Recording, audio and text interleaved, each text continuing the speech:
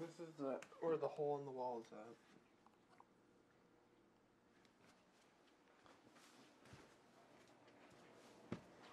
And this is the other side of the wall. With the hole. This is the case that I hold the camera in to stabilize it.